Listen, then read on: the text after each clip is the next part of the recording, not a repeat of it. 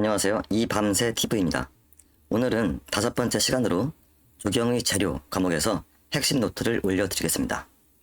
바로 시작하겠습니다. 이번 시간은 파트 3 조경의 재료고요. 출제 비중이 약 30% 내외로 기출문제는 30문제 정도 출제가 되고 있습니다. 조경의 재료 학습 내용은 조경 수목과 식재 조건, 식재 양식, 유형별 식재, 그리고 목재와 석재, 시멘트, 합성수지 등 조경의 재료에 관한 내용입니다. 각 과목별로 핵심 이론을 올려드린 후 기출문제와 모의고사를 추가로 계속 올려드리고 있습니다. 다음 자료를 업로드할 때 바로 보실 수 있도록 구독과 좋아요 부탁드립니다. 그럼 바로 시작하겠습니다. 먼저 제1장 조경 수목입니다. 조경의 재료는 생물 재료와 무생물 재료가 있는데 생물 재료는 조경 수목, 지피식물, 화훼류 등이고요. 자연성과 연속성, 다양성, 조화성, 비규격성 특성이 있습니다. 무생물 재료는 목재나 석재, 점토질 재료, 시멘트, 콘크리트, 금속, 합성수지 등이 있는데 가공성과 규격성의 특성이 있습니다. 다음, 무생물의 주요 성질인데요. 중요한 부분이라 빨갛게 테두리를 두었습니다. 먼저 탄성입니다. 탄성은 외력을 받으면 변형이 생기고 제거되면 원래 상태로 돌아가려는 성질입니다. 취성은 외력에 의해서 영구 변형하지 않고 파괴되는 성질, 잘 부서지고 깨지는 성질을 취성이라고 합니다. 인성은 당기는 힘에 견디는 성질, 잘 드러나고 깨지지 않는 성질을 인성이라고 합니다. 다음 연성은 외력에 파괴되지 않고 드러나는 성질, 가느다란 선으로 늘어나는 성질입니다. 전성은 두드리거나 압축력을 가하면 부서지지 않고 얇게 펴지는 성질을 전성이라고 합니다. 크리프는 일정한 외력을 계속 가할 때, 계속될 때 시간이 흐름에 따라서 재료의 변형이 증가되는 현상을 크리프라고 합니다. 다음은 수목의 형태상 분류입니다. 수목은 키가 큰지 작은지에 따라서 교목과 간목으로 구분이 되고요.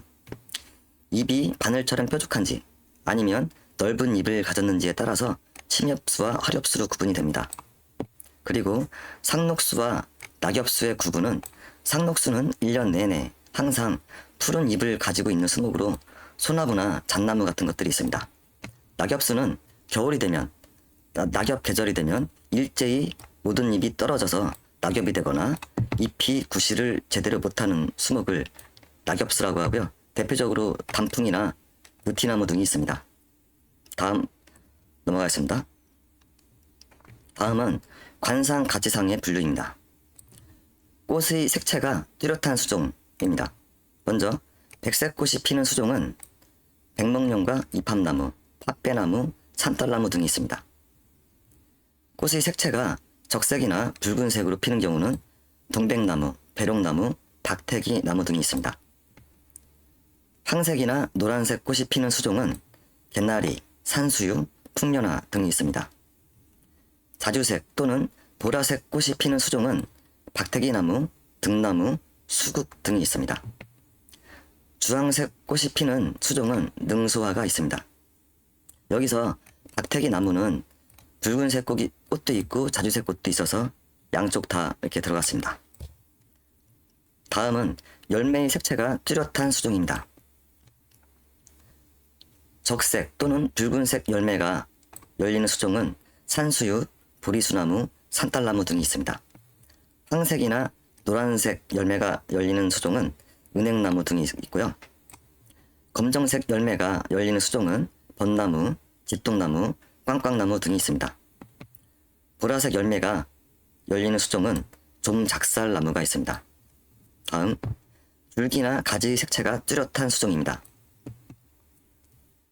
수피가 백색인 수종은 백송과 자작나무가 있고요. 수피가 적색인 수종은 소나무, 주목 등이 있습니다. 수피가 청록색인 수종은 벽우동, 식나무가 있습니다. 수피가 얼룩얼룩, 얼룩무늬 수피인 것은 모가나무, 배롱나무, 플라타너스, 노각나무가 있습니다. 수피가 회색인 수종은 서나무가 있습니다. 이 외에도 나뭇잎의 색채나 향기, 꽃이 개화하는 시기 등에 따라서 여러 가지 분류가 있습니다. 이런 수종들을 모두 외우는 것은 너무 어렵고요. 대표적인 수종 몇 개씩만 읽어드리고 넘어가겠습니다. 대신에 다음 시간에 기출문제와 모의고사 올려드릴 때에는 수목에 대한 문제가 나올 때 사진을 최대한 많이 올려드릴 계획입니다. 다음 페이지 넘어가겠습니다. 다음은 단풍의 색채가 뚜렷한 수종입니다. 황색 또는 노란색으로 단풍이 드는 나무는 은행나무, 느티나무, 메타세코이아 등이 있습니다. 붉은색 또는 적색으로 단풍이 드는 나무는 단풍나무, 감나무, 화살나무 등이 있습니다. 다음은 향기가 나는 수종입니다. 꽃에서 향기가 나는 수종은 매화나무, 소수꽃다리, 1번 목련 등이 있고요. 열매에서 향기가 나는 수종은 노가나무, 탱자나무 등이 있습니다. 잎에서 향기가 나는 수종은 생강나무, 측백나무, 월계수 등이 있습니다. 다음은 개화 시기에 따른 분류입니다. 겨울이 지나고 제일 먼저 2월에 꽃이 피는 나무는 동백나무, 매화나무, 풍년화가 있고요. 3월부터 4월까지 또 늦가을까지 꽃이 피는 수종들은 잘 읽어보시기 바랍니다. 다음 넘어가겠습니다. 수목은 생장 속도나 이식 적응성, 맹활력 등에 따른 생태적 분류입니다. 먼저 생장 속도에 따라서 생장이 느린 수종과 빠른 수종이 있습니다. 생장이 느린 수종은 주목, 향나무, 동백나무 등이 있고요. 생장이 빠른 수종은 소나무, 메타세코이아, 독일 가문비 등이 있습니다. 다음은 이식 적응성에 따라 이식이 어려운 수종과 이식이 쉬운 수종이 있습니다. 잘 읽어보시기 바랍니다. 다음은 맹활력이 강한 수종이 있습니다. 여기서 맹활력에서 맹아라는 말은 식물이나 나무에서 새로 돋아 나오는 싹을 의미합니다. 맹활력이 좋은 나무는 줄기가 훼손되거나 가지치기 후에도 잘 견디는 수종입니다. 맹활력이 좋은 나무로는 메타세코이아, 플라타너스, 개나리, 쥐똥나무 등이 있습니다. 다음은 내음성 수종과 호양성 수종입니다. 내음성 수종은 동화 효율이 높아서 그늘에서도 잘 자라는 수종이고 대표적으로 주목과 회양목이 있습니다. 호양성 수종은 양지에서 잘 자라는 수종이고요. 대표적으로 소나무와 메타세코이아가 있습니다. 다음 페이지 넘어가겠습니다. 다음은 기온에 따라 한냉지나 온난지에서 잘 자라는 수종이 있습니다. 한번 읽어보시기 바랍니다. 다음 토양 수분에 따라서 내건성 수종, 호습성 수종, 내습성 수종, 내건 내습성 수종이 있습니다. 이 부분도 직접 읽어보시기 바랍니다. 다음은 토심에 따른 분류입니다. 심근성 수종과 청근성 수종이 있는데 심근성 수종은 뿌리가 땅속 깊이 들어가는 수종입니다. 심근성 수종으로는 소나무, 주목, 곰솔, 전나무, 느티나무 등이 있고요. 청근성 수종은 뿌리가 땅속 깊이 들어가지 않는 수종입니다. 청근성 수종으로는 버드나무, 자작나무, 편백, 가문비나무 등이 있습니다. 다음은 토양 양분에 따라 척박지에서 잘 견디는 수종과 비옥지를 좋아하는 수종이 있습니다. 이 부분도 읽어보시기 바랍니다. 다음 넘어가겠습니다. 다음은 토양 반응에 따라 강산성에 잘 견디는 수종, 그리고 중성인 수종, 염기성에 잘 견디는 수종 이렇게 있는데요. 이 부분도 읽어보시기 바랍니다.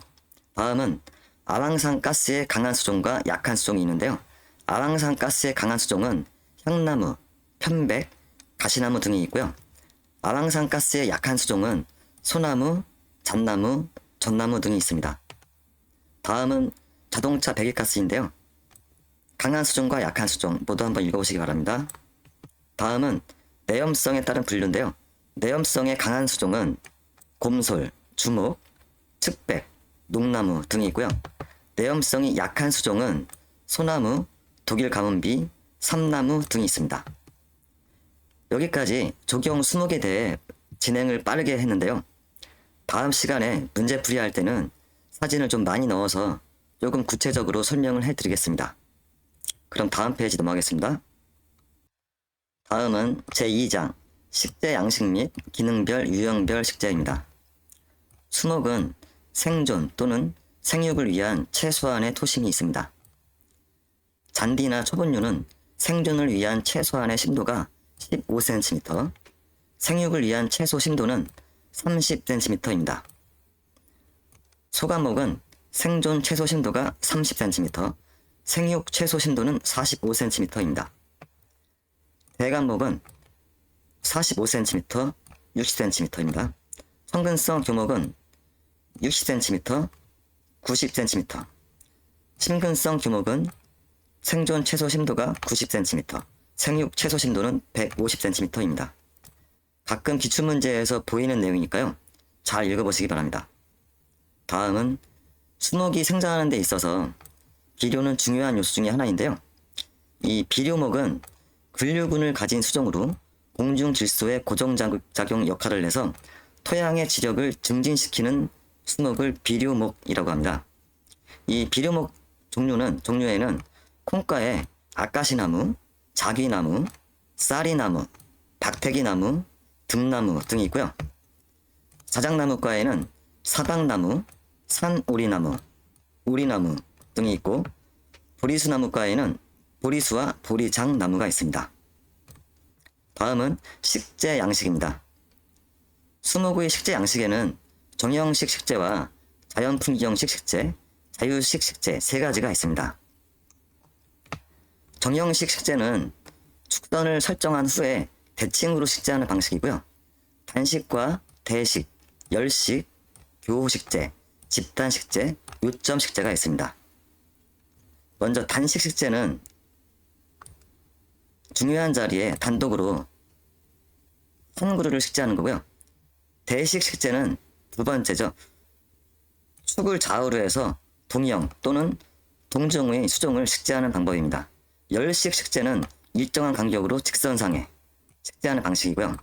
교호 식재는 같은 간격으로 어긋나게 식재하는 방식입니다. 이 그림과 같습니다.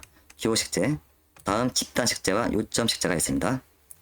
다음 자연식 식재는 비대칭적인 균형감을 주고 심리적 질서감을 주는 식재 방식입니다. 부등변 삼각형 식재는 크고 작은 수목 세 그루를 간격을 달리해서 이 그림과 같이 식재하는 방식입니다. 임의 식재는 부등변 삼각형 식재를 순차적으로 확대해서 식재하는 방식입니다. 그걸 임의 식재라고 합니다. 다음 자유식 식재는요. 선과 형태가 자유롭고 기능을 중시하는 식재 방식입니다. 자유로운 형식으로 정해진 식재 방법이 없고 설계자의 아이디어에 의해서 형식을 창조하고 직선의 형태가 많습니다. 다음 페이지 넘어가겠습니다. 다음은 식재의 기능별, 유형별 식재입니다. 먼저 차폐 식재입니다. 차폐 식재는 보기 흉한 곳이나 구조물 등을 은폐하거나 보이지 않게 하기 위해서 시선을 차단하는 식재입니다. 보통은 상록수가 좋고 수간이 크고 지엽이 밀생한 수종이 좋습니다. 향나무나 칡백나무, 주목, 녹나무 등이 있습니다. 다음 녹음식재입니다. 녹음식재는 수간과 잎이 크고 밀생한 낙엽 교목이 좋습니다. 낙엽 교목을 쓰는 이유는 겨울의 일조량을 고려해서 겨울에는 낙엽이 떨어지는 낙엽수를 심는 것입니다. 그리고 악취나 가시가 없는 수종이 좋습니다. 대표적으로 느티나무와 플라타너스, 은행나무 등이 있습니다. 다음 가로막기 식재는 울타리나 담장 대용 및 경계 표시, 진입 방지, 눈 가림, 통풍 조절, 일사 조절, 장식 등이 목적입니다. 담장이나 병풍의 기능으로 콘크리트나 판넬, 가림막보다 미관이 좋고 기능이 더 효과적입니다. 가로막기 식재 방법으로 산 울타리가 있는데요. 산 울타리 조성은 표준 높이가 1.2m, 1.5m, 1.8m, 2.1m 네 가지가 있고요. 두께는 30에서 60cm, 방풍 효과를 겸할 경우에는 높이가 3에서 5m까지 합니다. 부지 경계선을 따라서 설치할 경우에 두께의 2분의 1만큼 안쪽으로 당겨서 식재를 합니다. 다음은 방음식재입니다. 방음식재는 자동차 소음 등을 낮추어주고 분진을 흡착하여 공기를 깨끗하게 해주는 효과가 있습니다. 식수대의 너비는 20에서 30m, 중앙 부분의 높이는 13.5m, 가오까지의 거리는 30m 이상을 둡니다. 수종은 지하고가 낮고 입이 수직으로 치밀한 상록 교목이 효과적입니다. 회화나무와 층층나무, 녹나무 등이 있습니다. 다음 방풍식재입니다. 방풍식재는 바람의 위쪽은 수고의 6에서 10배, 바람의 아래쪽은 25에서 30배 거리에 효과가 있습니다. 제일 효과가 큰 것은 바람 아래쪽에 3배에서 5배에 해당하는 지점으로 풍속이 65%가 감소합니다. 그리고 수목의 밀도에 따라 감속량이 좌우가 됩니다. 방풍식재 조성은 1.5m에서 2m 간격으로 정삼각형 식재로 5에서 7열로 식재합니다. 식재대의 폭은 10에서 20m로 하고 수림대의 길이는 수고의 12배 이상으로 하고 주풍과 직각이 되는 방향으로 배치를 합니다. 수목은 심근성의 지엽이 치밀한 상록수가 적합하고요. 소나무와 고문솔, 녹나무, 동백나무 등이 있습니다. 해안 방풍림으로는 내조력이 강한 고문솔이 있고요. 방풍용 울타리로는 사철나무, 무궁화, 편백나무 등을 많이 이용합니다. 다음은 방화식재입니다. 방화식재는 잎이 두껍고 함수량이 많으며 넓은 잎을 가진 상록 화렵수가 적합합니다. 수간 중심에 낮은 것이 좋습니다. 적합한 수종은 사철나무와 후방나무, 동백나무, 은행나무 등이 있습니다. 방화식재로 부적합한 나무가 있는데요. 침엽수류나 목서, 비자나무 등은 잎에 수지를 함유하고 있어서 방화식재로 부적합합니다. 다음 페이지 넘어가겠습니다. 다음은 방설식재입니다. 방설식재는 수고가 높고 식재의 밀도가 높을수록 지하고가 낮을수록 방설 효과가 좋습니다. 수종은 지엽이 밀생하고 심근성으로 바람에 강하고 눈에 가지가 꺾이지 않는 수종을 선정해야 합니다. 다음은 고속도로 식재입니다. 고속도로 식재는 종류가 많은데 시선을 유도하거나 지표를 알 수 있게 하거나 사광을 하거나 명암수능, 진입방지, 완충식재 등이 있는데요. 시선 유도 식재는 주행 중에 운전자가 도로 선형을 판단할 수 있도록 유도하는 식재입니다. 지표 식재는 랜드마크로서 내가 현재 어디에 있는지 인식할 수 있도록 해주는 식재입니다. 다음 서구방지 식재로는 맞은편 차량의 광선을 차단하는 목적으로 하는 차광 식재가 있고요. 터널 입구나 출구에서 명암 수능 시간을 단축하기 위한 차광 식재가 있는데 터널의 200에서 300m 지점에 상록 교목을 식재합니다. 입구는 점차 어두워지게 식재하고요. 출구는 점차적으로 밝아지게 식재를 합니다. 다음은 진입방지 식재입니다. 진입방지 식재는 고속도로에서 위험지역에 사람이나 동물의 출입을 막아주는 기능을 합니다.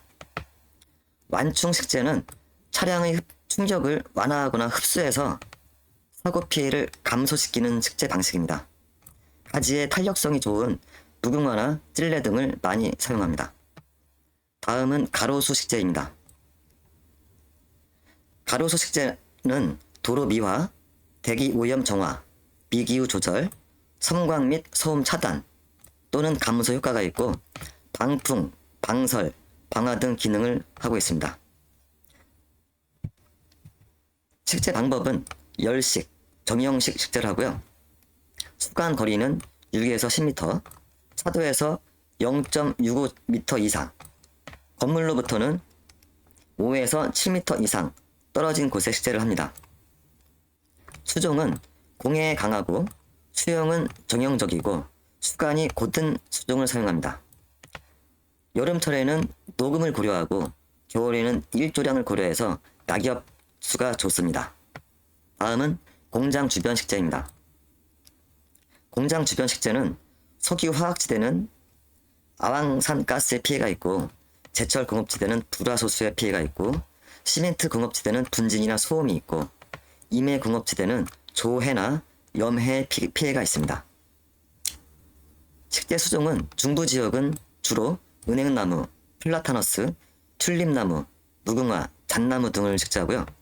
남부 지역은 동백나무, 태산목, 돈나무, 가시나무 등을 많이 식재합니다.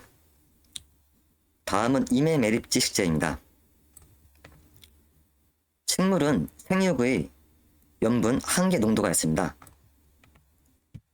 수목은 0.05%이고 새소류는 0.04%, 잔디는 0.1%입니다. 임해 매립지 조성을 할 때는 해안에 접하는 부지는 50cm 정도의 관목을 심어주고, 내륙, 육지 쪽으로 갈수록 키가 큰 나무를 단목보다는 수간이 닿을 정도의 군식이 적합합니다. 양분이 부족하기 때문에 비료목을 30에서 40% 혼식을 해줍니다. 비료목은 아카시나무, 쌀이나무, 오리나무 등이 있습니다. 다음은 옥상정원 식재입니다. 옥상정원의 환경은 미기후 변화가 심하고 표면의 온도 변화가 큽니다. 자연 상태와 같은 충분한 토심 확보가 어려운 환경입니다. 옥상정원의 수종은 건조지나 척박지에 적합한 청근성 수종이 좋고요.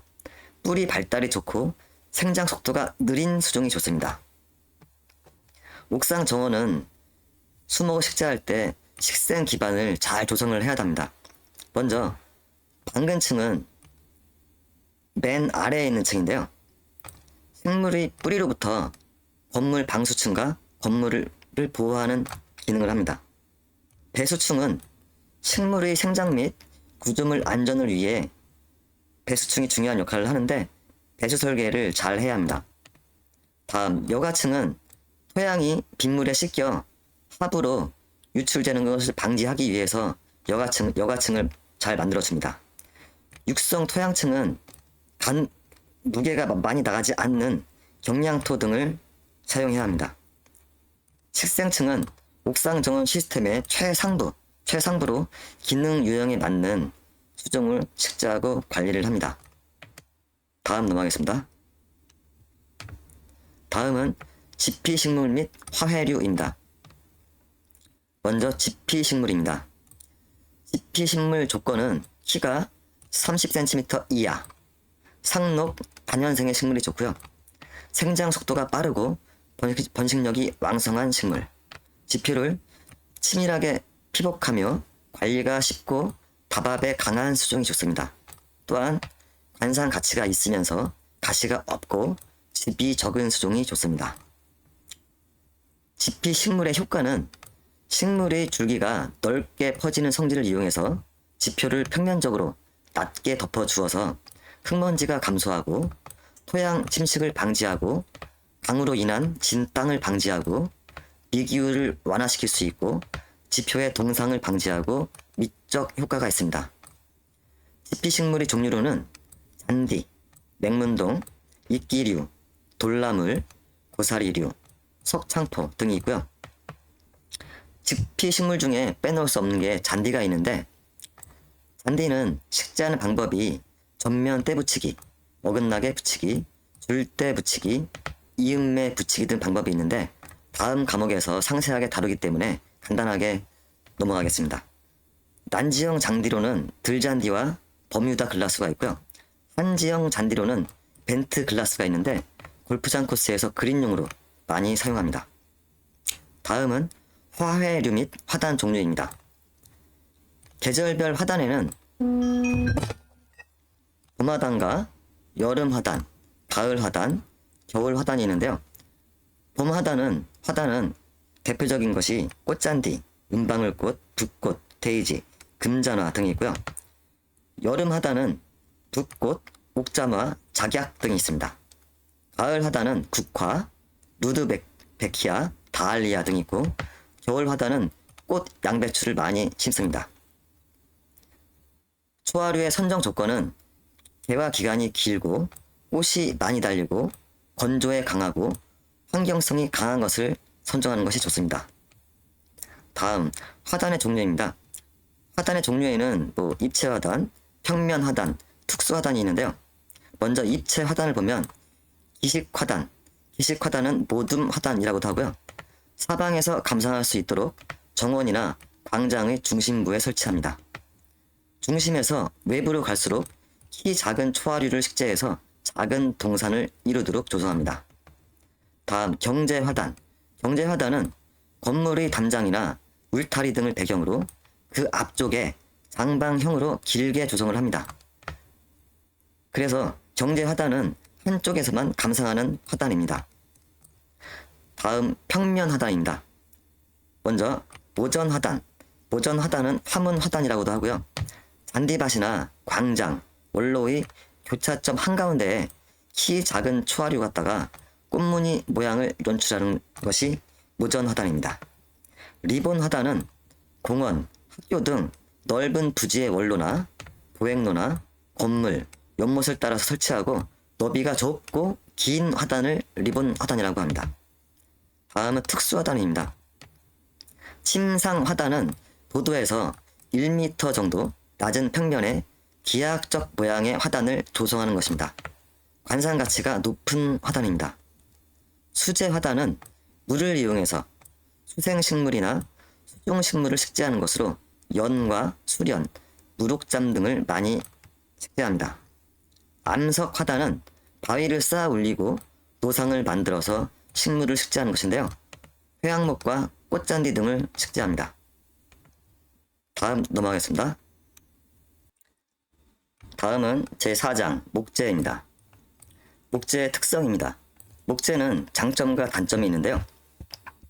장점은 부드럽고 가볍고 다루기 쉽고 열 전도율이 낮습니다. 높은 보온성이 있고 비중에 비해서 강도가 큰 것이 장점입니다. 목재의 강도는 인장 강도가 제일 크고 다음은 힘 강도, 그 다음은 압축 강도, 다음은 전당 강도인데요. 전당 강도는 인장 강도의 10분의 1 수준입니다. 목재의 단점은 내연성이 없고 부패하기 쉽고 부위에 따라 재질이 불균질하고 팽창과 수축이 생깁니다. 목재의 구조는 춘재와 추재가 있는데요. 춘재는 봄, 여름에 왕성한 생장으로 세포벽이 얇고 크기가 큰 형태의 세포가 형성되어서 비교적 재질이 연하고 옅은 색을 가집니다. 추재는 가을, 겨울에 자란 세포로 왕성하지 못한 생장으로 벽이 두껍고 평평한 소형의 세포가 형성되어서 재질이 단단하고 치밀하면서 짙은 색을 가집니다. 나이테는 열륜이라고 하는데요. 수심을 중심으로 동심원에 층이 생기고 생장 연수를 나타냅니다. 다음 목재의 재질입니다. 목재의 재질 중에 심재는 목질부 중 수심 부근에 있는 부분입니다. 수축이 적고 강도와 내구성이 큽니다. 변재는 숲이 가까이에 있는 부분으로 수축이 크고 강도나 내구성이 심재보다는 작습니다. 다음은 목재의 강도와 비중입니다. 목재는 비중과 비례해서 비중이 클수록 강도도 큽니다. 그리고 섬유 포화점 이하에서는 함수율이 낮을수록 강도가 크고요. 섬유 포화점 이상에서는 강도가 일정합니다. 여기서 섬유 포화점이란 목재 세포가 최대 한도의 수분을 흡착한 상태로 함수율이 약 30%인 상태입니다. 즉, 세포 내강에 자유수가 존재하지 않고 세포막은 결합수로 포화되어 있는 상태입니다. 목재의 함수율은 목재의 수분 함량인데요. 건조 전 중량 빼기 건중량, 건중량은 건조 후의 중량입니다. 나누기 건중량 곱하기 100%입니다. 다음, 목재 공급률은 공기가 포함된 비율을 공급률이라고 하고요. 공급률 구하는 수식은 1 빼기 전건 비중 나누기 진 비중 곱하기 100입니다. 여기서 전건 비중이란 목재의 수분을 완전히 제거했을 때 비중이고 진비중은 목재의 모든 공극이 제외된 세포막 실질의 비중입니다. 일반적으로 1.56이 사용됩니다. 기건 비중은 기건 상태에서 재료의 비중입니다. 수종에 따라 다른데 침엽 수재는 0.3에서 0.6, 화렵 수재는 0.3에서 0.9의 범위를 보입니다. 기건 비중은 기건 상태라고 했는데요. 기건 상태는 공기 중의 습도와 평형이 될 때까지 건조한 상태, 즉 자연 상태에서 말라있는 상태를 뜻합니다. 다음 페이지 넘어가겠습니다. 다음은 목재의 건조법입니다. 목재는 나무를 벌목한 후에 재료를 만들기 위해 건조를 하게 되는데요. 건조 방법에는 대기 건조법, 침수 건조법, 인공 건조법이 있습니다. 대기 건조법은 자연 건조법이라고도 하고요. 직사광선과 비를 막고 통풍만으로 건조시키는 방법입니다. 이때 20cm 이상 괸목을 받치고 건조를 해줍니다. 침수 건조법은 생목을 수중에 약 3주에서 4주간 이상 침수시켜서 수액을 뺀 후에 건조시키는 방법입니다. 인공 건조법은 건조가 빠르고 변형이 적지만 비용이 많이 듭니다. 종류에는 증기식, 열기 송풍식, 고주파 진공법 등이 있습니다. 다음은 목재의 방부법입니다. 방부법은 크게 4가지로 표면 탄압법, 방부제 7법, 일광직사법, 방부제 처리법이 있습니다. 표면 탄압법은 많이 쓰는 방법 중에 하나인데요. 목재 표면을 태워서 피막을 형성시키는 방법입니다. 일시적인 방부 효과가 있습니다. 방부제 7법은 유성 방부제 또는 수용성 방부제, 유용성 방부제를 사용하는데요. 유성 방부제는 원액 상태로 그대로 사용하는데 크레오소트, 유성 페인트 등이 있습니다. 수용성 방부제는 물에 녹여서 사용하는 방부제로 황산동, 염화 아연 등이 있습니다. 유용성 방부제는 유화제를 첨가해서 물에 희석해서 사용하는 유기계 방충제와 PCP, 펜타클로페놀이 있습니다. 일광 직사법은 햇빛에 장시간 두어서 살균력으로 방부하는 효과를 볼 수 있습니다.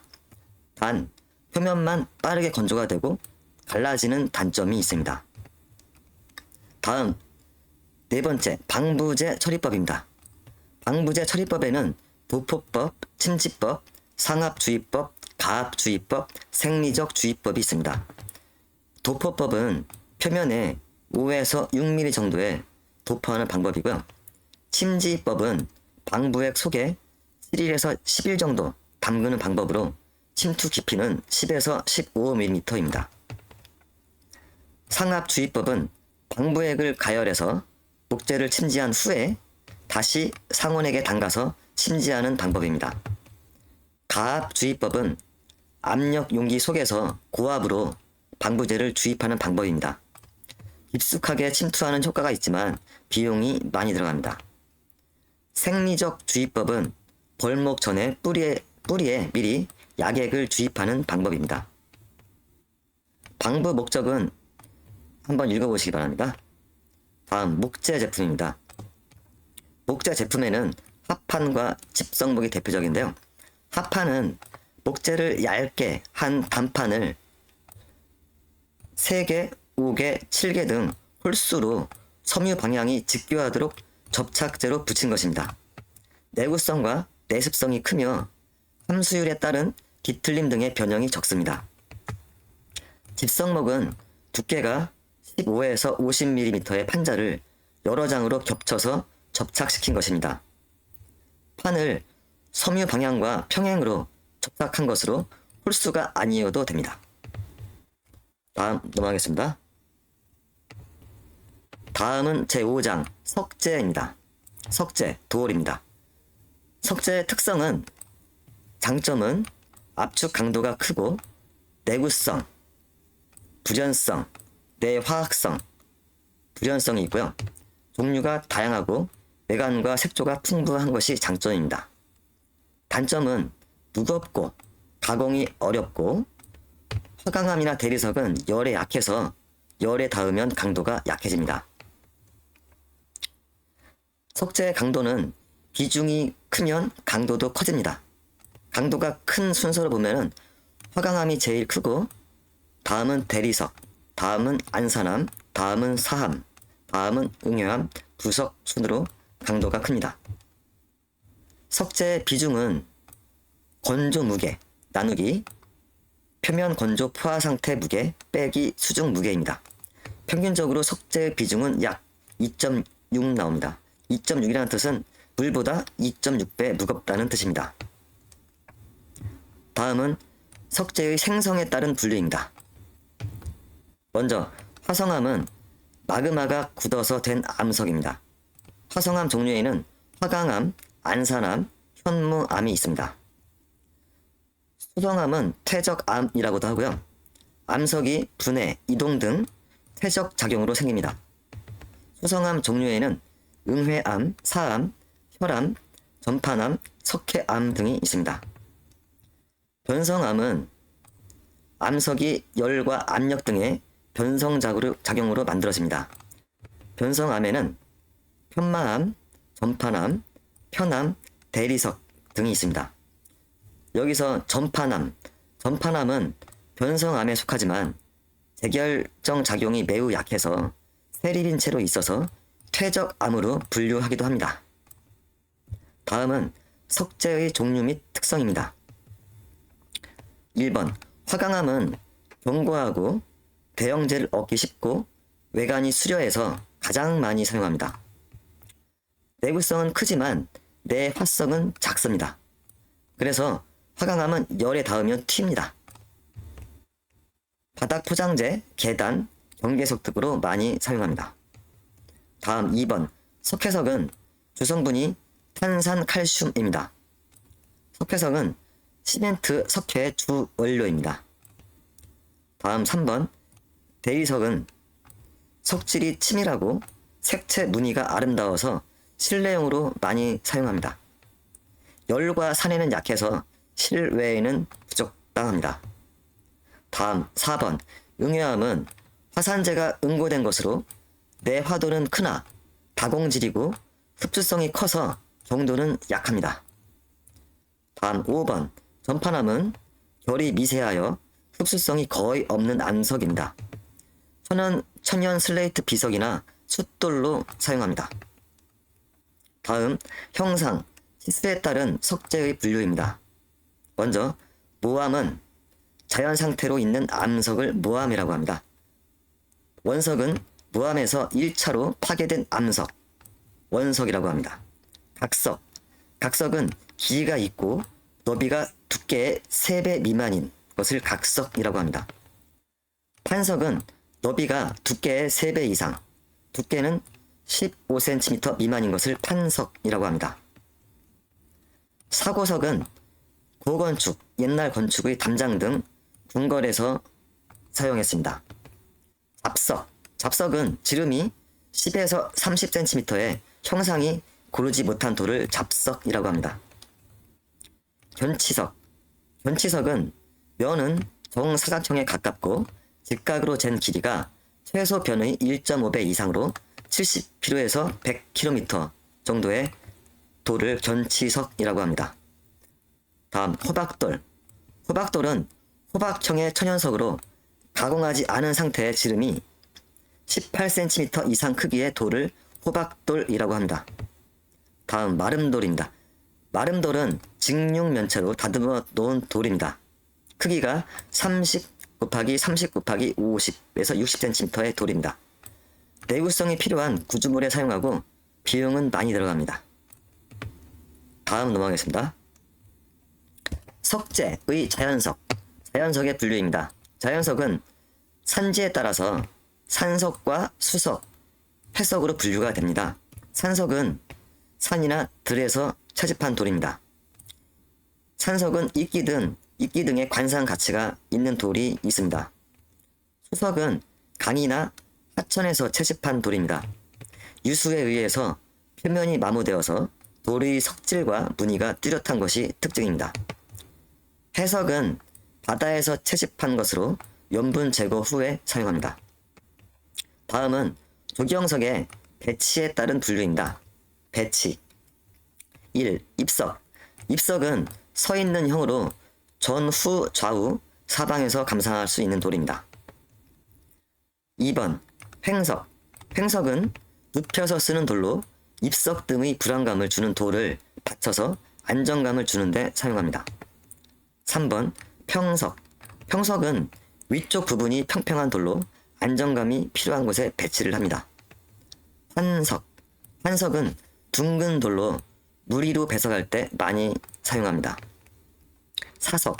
사석은 비스듬히 세워서 이용되는 돌로 해안 절벽과 같은 풍경을 묘사할 때 많이 사용합니다. 6번 와석. 와석은 소가 누워있는 모양으로 횡석보다는 안전한 형태의 돌입니다. 다음 7번 괴석. 괴석은 괴이한 모양의 돌입니다.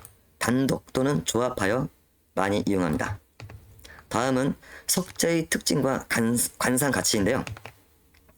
조면. 조면은 아면이라고도 하고요.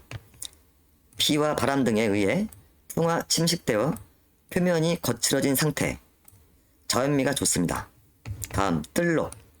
뜰록은 오랜 풍화 작용을 받아서 석회 성분 중의 철이 산화해서 조면에 생긴 고색의 뜰록입니다. 관상 가치가 높습니다.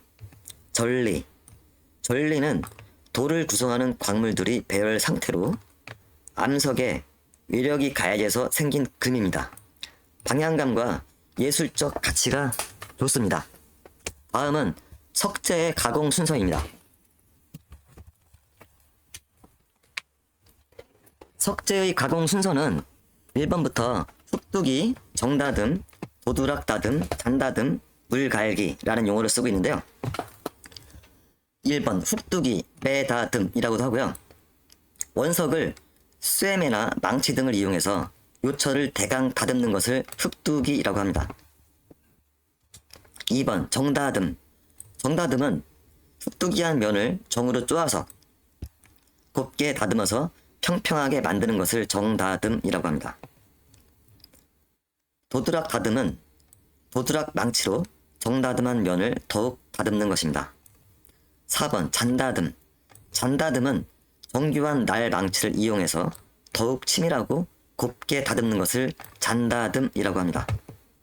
물갈기. 물갈기는 숫돌이나 모래, 철사 등을 이용해서 물을 주면서 광내기 하는 것입니다. 표면이 매끄럽고 선명해집니다. 다음 넘어가겠습니다. 다음은 제6장 시멘트입니다. 먼저 시멘트의 성질은 시멘트는 물과 섞어서 사용하는데요. 물과의 반응을 하게 되는데 시멘트와 물의 화학 반응으로 수화열이 발생하는 것을 수화작용이라고 합니다. 다음은 응결 과정과 단단해지는 경화 과정을 거친 다음 수축을 하게 됩니다. 이것이 물과 반응하는 특성입니다. 시멘트는 제조 직후에 강도가 제일 크고 점점 시간이 흐르면서 공기 중에 습기를 흡수해서 풍화하면서 강도가 저하됩니다. 시멘트의 종류에는 일반 시멘트, 혼합 시멘트, 특수 시멘트가 있는데요. 일반 시멘트에는 포클랜드 시멘트, 중용열 시멘트, 조강 시멘트가 있습니다. 포클랜드 시멘트는 보통 시멘트라고 하고요. 일반적인 공사에 사용합니다. 주성분은 석회석과 점토입니다. 중용열 시멘트는 수화열이 작고 건조 수축이 적습니다. 내침식성이 있는데요. 이 내침식성이라는 말은 시멘트가 경화가 된 후에 수축이 되면서 움푹 꺼지거나 쪼그라드는 그런 현상이 있는데요. 덜 쪼그라들고 덜 꺼지는 현상, 즉 내침식성이 있습니다. 그리고 내구성이 양호하고 댐 공사용이나 방사선 차단용으로 사용을 합니다. 조강 시멘트는 보통 시멘트의 7일 강도를 3일 만에 발휘합니다. 저온에서도 강도가 좋고 시멘트 양생 중에 동결 방지를 위해 많이 사용합니다. 긴급 공사에서 사용을 많이 합니다. 다음은 혼합 시멘트입니다. 먼저 고로슬래구 시멘트입니다. 고로 슬래그 시멘트는 보통 시멘트에 고온의 철 부산물인 고로 슬래그를 혼합해서 사용하고요. 균열이 적어서 댐 공사에 유리하고 장기 강도가 좋습니다. 플라이 애쉬 시멘트. 플라이 애쉬 시멘트는 보통 시멘트에 플라이 애쉬를 혼합한 것으로 수화열이 작고 수밀성이 양호하고 장기 강도가 높습니다. 실리카 포졸란 시멘트. 실리카 포졸란 시멘트는 수화열이 작고 수밀성이 양호하고 장기 강도가 높습니다. 다음은 특수 시멘트입니다. 특수 시멘트에는 알루미나 시멘트가 있는데요. 알루미나 시멘트는 알루민산 석회가 주 원료로 조강성과 내화성, 내식성이 뛰어납니다. 긴급공사와 동적이 공사에서 사용을 합니다. 시멘트의 조강성이 강한 순서로 알루미나 시멘트는 하루에 보통 시멘트 28일의 강도를 발휘합니다. 조강 시멘트는 보통 시멘트의 28일인 것을 7일 만에 성능을 발휘합니다. 포틀랜드 시멘트는 보통 시멘트로 강도가 28일입니다. 다음은 시멘트의 저장. 시멘트의 저장에 관한 내용입니다. 시멘트를 저장할 경우에는 지표에서 30cm 이상 바닥을 띄우고 방습 처리해야 합니다. 필요한 출입구, 채광창 외에는 공기의 유통을 막기 위해서 개구부를 설치하지 않습니다. 여기서 개구부라는 얘기는 건설 현장에서 채광이나 환기, 통풍을 위한 장치라는 뜻인데요. 출입구나 창문 등도 통틀어서 개구부라고 할 수 있습니다. 다음, 시멘트는 3개월 이상 저장한 경우에는 재시험을 실시하고 사용하고 입하한 순서대로 사용을 합니다. 시멘트 창고 주위에는 배수 도랑을 두고 우수의 침입을 방지해야 합니다. 시멘트 반입구와 반출구는 따로 두고 내부 통로를 고려해서 넓이를 결정합니다. 시멘트를 쌓을 때는 13포 이상 쌓기를 금지해야 합니다. 오랫동안 장기간 저장할 경우에는 7포대가 넘지 않게 해야 합니다. 중요한 사항이니까 잘 기억해 두시기 바랍니다. 시멘트에 저장할 창고의 면적인데요. 시멘트 저장 창고의 필 면적을 A라고 할 때 A는 0.4 곱하기 N, N은 저장하려는 포대수, 나누기 소문자 N입니다. 여기서 N은 쌓기 단수입니다. 나중에 문제 풀이할 때 상세하게 추가로 설명을 드리겠습니다. 다음 넘어가겠습니다. 다음은 제7장 콘크리트 재료입니다. 콘크리트의 특성은 장점이 내화성, 내수성, 내구성이 강합니다. 압축 강도가 커서 압축 강도가 인장 강도보다 10배는 강합니다. 단점은 인장 강도가 작아서 철분으로 보강을 합니다. 중량이 크고 수축에 의한 균열이 발생하는 것이 단점입니다. 반죽은 시멘트는 시멘트와 물로 반죽을 하고 모르타르는 시멘트와 물과 모래로 반죽을 하고 콘크리트는 시멘트와 물과 모래, 자갈을 넣어서 반죽을 합니다. 다음은 콘크리트의 배합 재료입니다. 배합 재료 중에 골재, 이 골재는 둥근 모양이 긴 모양보다 좋고 배합 시에 콘크리트 부피의 60에서 80%를 차지합니다. 장골재는 5mm 체의 중량의 85% 이상 통과하는 것이 장골재로 모래로 쓰이고 굵은 골재는 자갈로 5mm 체의 80% 이상 남은 것이 굵은 골재입니다. 다음은 골재의 함수 상태입니다. 절대 건조 상태는 100에서 110도씨에서 완전히 건조시킨 상태를 절대 건조 상태라 하고요. 공기 중 건조 상태는 기건조 상태. 골재 표면은 건조하지만 물을 가하면 약간 흡수할 수 있는 상태를 공기 중 건조 상태라 하고, 다음 표면 건조 포화 상태. 표면 건조 포화 상태는 표면에는 수분이 없으나 내부의 공급은 수분이 충만한 상태. 콘크리트 반죽 시 물의 양이 골재에 의하여 증감되지 않는 이상적인 상태입니다. 수변 상태는 골재의 내부가 완전히 수분으로 채워지고 표면에도 여분의 물을 포함한 상태를 수분 상태라고 합니다. 다음은 골재의 실적률과 공급률입니다. 골재의 실적률을 구할 때 단위 중량을 W, 골재의 비중을 G라고 할 때 골재의 실적률은 W 나누기 G 곱하기 100입니다.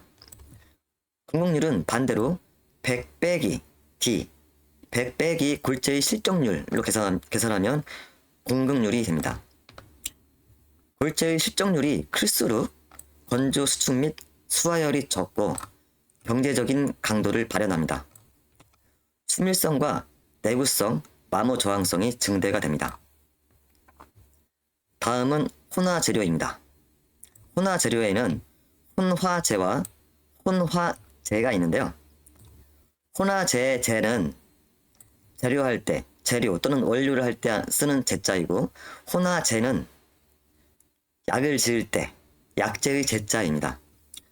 혼화재는 시멘트량의 5% 이상 사용하고요. 실리카슘, 고로슬래그가 있습니다. 혼화재는 1% 이하를 사용하고 AE제, 지연제, 방수제 등이 있습니다. 혼화재 중에 실리카슘은 실리콘 합금 제조 공정에서 발생되는 이산화규소 등을 집진기로 모아서 얻어지는 부산물로 블리딩과 재료 분리 현상이 감소되고 수밀성과 강도가 증대됩니다. 고강력 콘크리트로 사용합니다.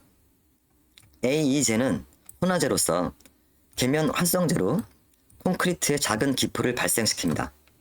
시공 연도를 증진시키고 동기열 융의 저항성이 증가됩니다. 내구성과 수밀성이 증대되고 재료 분리 저항성과 블리딩 현상이 감소됩니다. 다음은 철근입니다. 콘크리트의 단점인 인장 강도가 작은 것을 보강하기 위해 철근을 사용하는데 철근 콘크리트를 사용할 경우에 시멘트와 모래, 자갈의 비율이 1대 2대 4입니다. 철근을 넣지 않은 묵은 콘크리트의 경우 시멘트, 모래, 자갈의 비율이 1대 3대 6으로 반죽을 하게 됩니다. 다음 넘어가겠습니다. 다음은 콘크리트의 물 시멘트 비 WC입니다. 물 시멘트 비는 물의 무게 나누기 시멘트의 무게입니다. 콘크리트의 품질을 좌우하는 핵심 요소로 일반적으로 40에서 70% 정도이고요. 물 시멘트 비가 낮을수록 압축 강도와 풍화 저항성, 부착력이 증가합니다. 하지만 너무 낮으면 작업성이 떨어집니다. 다음은 워커빌리티입니다.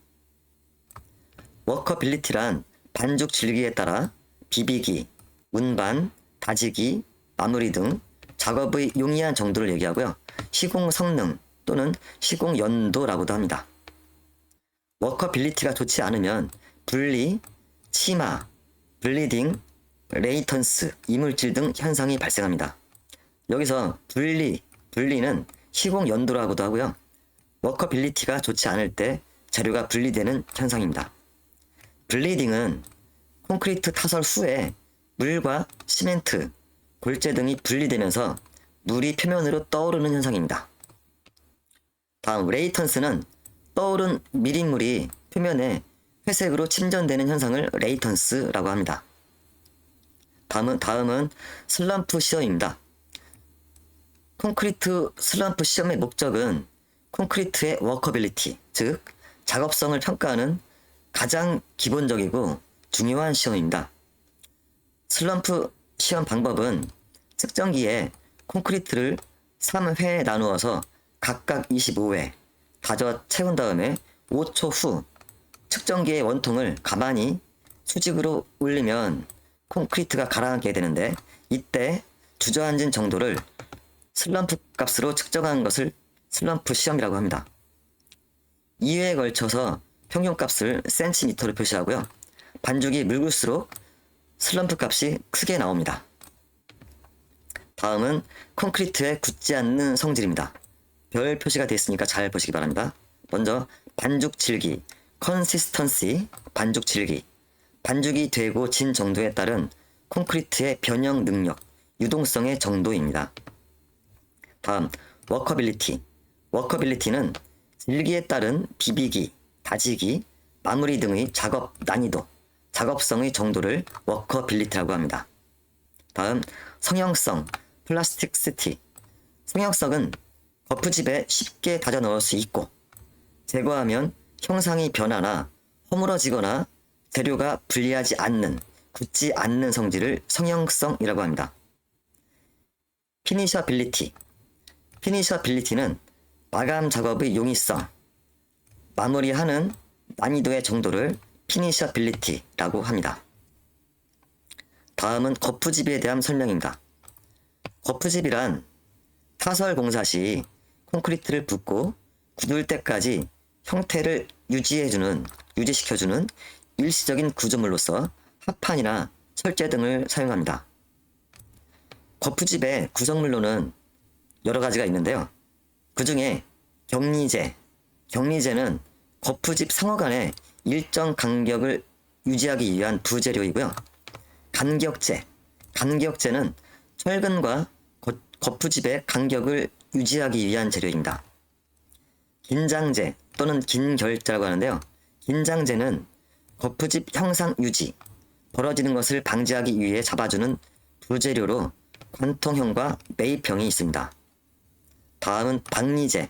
박리제는 콘크리트와 거푸집의 박리를 용이하게 하기 위해 도포하는 것으로 석유, 중유, 합성수지 등을 사용합니다. 다음은 크리프라는 용어입니다. 크리프는 영어로 살금살금 움직이다 또는 살살 기다 라는 뜻인데요.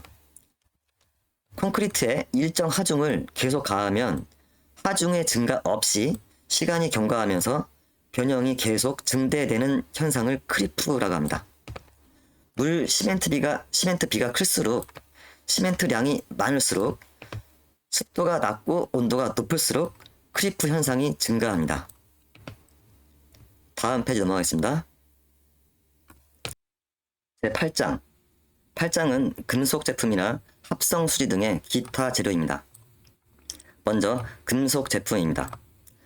금속 제품의 특성은 인장 강도가 높고 재료의 균일성이 있고 공급이 용이하고 광택이 우수합니다. 반면에 단점은 습도 및 자외선에 노출 시 부식과 녹이 발생하는 단점이 있습니다. 종류로는 형강, 강판, 철선, 와이어 로프 등이 있고요. 형강은 철골 구조용으로 주로 쓰이고 강판은 강철로 만든 판으로서 양철이나 함석 등에 많이 쓰이고 와이어 로프는 가는 철선으로서 암석 운반에 많이 이용합니다. 금속 제품의 열 처리 방법은 풀림, 불림, 뜨임질, 방금질 등이 있는데요. 풀림은 800에서 1000도씨의 고온으로 장시간 가열 및 유지 후에 용광로 내에서 천천히 냉각시키는 방법입니다. 불림은 변태점 이상의 적당한 온도로 가열 후에 대기 중에서 냉각하는 방법이고요. 뜨임질은 당금질한 금속을 경도를 높이기 위해서 다시 가열했다가 공기 중에서 천천히 냉각시키는 방법입니다. 방금질은 고온의 금속을 물, 기름에 냉각해서 강도를 증가시키는 방법입니다.